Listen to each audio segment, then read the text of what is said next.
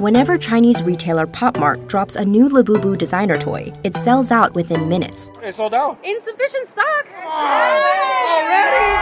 These hard-to-get toys are packaged in blind boxes, meaning customers buy them without knowing what's inside. Oh, this is the main one that I actually wanted. And they drive the majority of Pop Mart's revenue, which more than doubled in the past year. Please. Unboxings have flooded social media. Fans flock overseas to buy exclusive products, and Labubu dolls have been spotted dangling off of celebrities. I go Pop Mart everywhere. But can the company continue to grow beyond this viral moment that has seen its share prices rocket more than 1,200% since the beginning of 2024? This is the economics of Pop Mart. The 15-year-old company was founded by Chinese entrepreneur Wang Ning as a variety store. But it was the blind box packaging that really helped Pop Mart take off. You're all set, right? Appreciate it. Take care, guys. In 2019, over 70% of Pop Mart's revenue came from mystery boxes. There's a long history of blind box, and what we've done is just added our own flavor to that. Now, the company has more than 500 stores and 2,000 vending machines worldwide. When you decide to splurge on a Pop Mart blind box, which could cost around $20 to $30, you don't go in totally blind. Take this collection. There are 6 possible characters you could unbox, and a secret one that you have a 1 in 72 chance of getting. One of the things that the brand can do to keep engagement, to encourage consumers to get a little more excitement out of it, is to label the box. This one says, "Have a seat." I know the range, so I still get that surprise.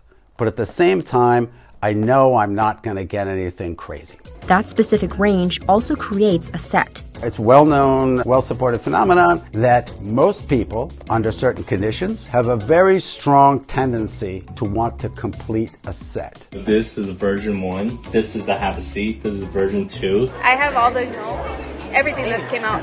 But Pop Mart isn't just for the thrill seekers. For a lot of people, there's a little bit of a feeling that you are being nurtured in a sense. The universe is about to give you a gift. So, take a look. Oh, I think it's the light or the slightly darker blue one for no reason at all, except that I chose a favorite. Now, what's the cost if I'm wrong? Almost nothing. I'm dead wrong, but it's still fun, right? Pop Mart didn't invent blind box packaging, but it is successfully leaning into what customers like about it. We started as a retail store, and we've spent 15 years refining that experience. Our collectibles bring people together naturally, and our stores offer a place for them to have that experience. When it launched the big Into Energy Labubu line in April, a crowd of 2,500 people showed up at its Century City location before 6:30 a.m. And that's become the norm for many of the company's releases. Stores are a key part of Pop Mart's strategy to grow beyond China.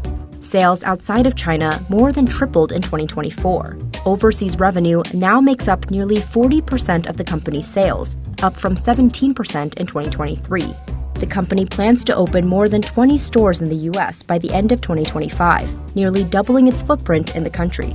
But to drive that foot traffic, it's really about what's inside the boxes.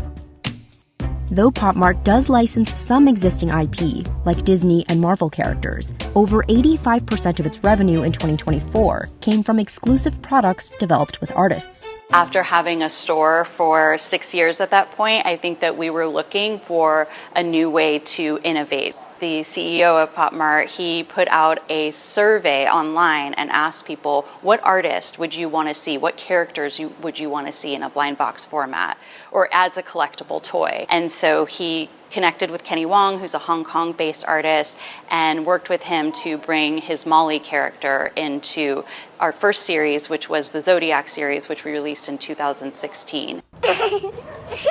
And Labubu is a part of the Monsters line, designed by Hong Kong artist Ka-Sing Leung. The line is now the biggest driver of Pop Mart's growth. Its revenue saw a 726% growth from the previous year. Customers love the characters so much that Labubu products go for massive markups on the secondary market. finding the right artists and characters is a key part of the company's growth strategy, too.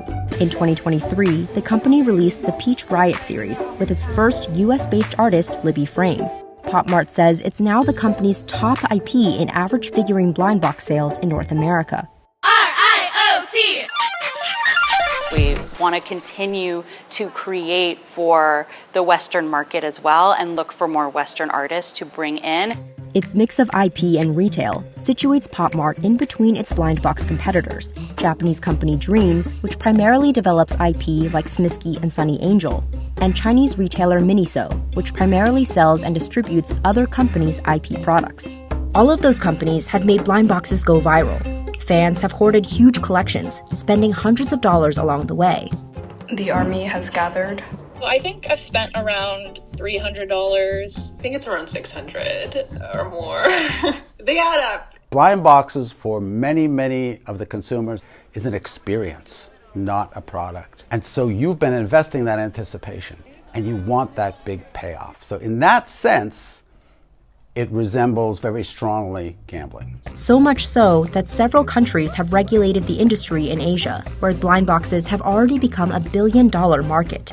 Singapore has proposed capping the value of mystery boxes to 100 Singaporean dollars, or around 77 US dollars. And China banned the sale of blind boxes to kids under the age of 8.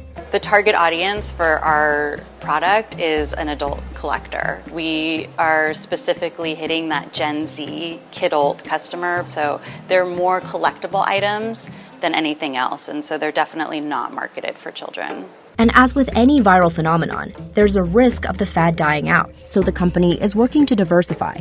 Our sales have shifted significantly from blind box figurines to now it's much more plush.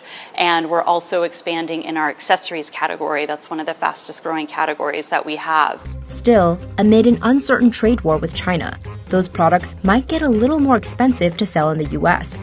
Pop Mart declined to comment on the US-China trade environment. Longevity is key to everything that we're doing, and we will continue to innovate and offer new ways for people to interact with the characters that they have come to love. Whether that's something like our theme park, where you can interact with mascot versions of our characters as well, digital content we're developing, there will continue to be ways that we can build the stories of these characters, continue to build those narratives, and continue to give people a way to interact with all of the characters that they've fallen in love with.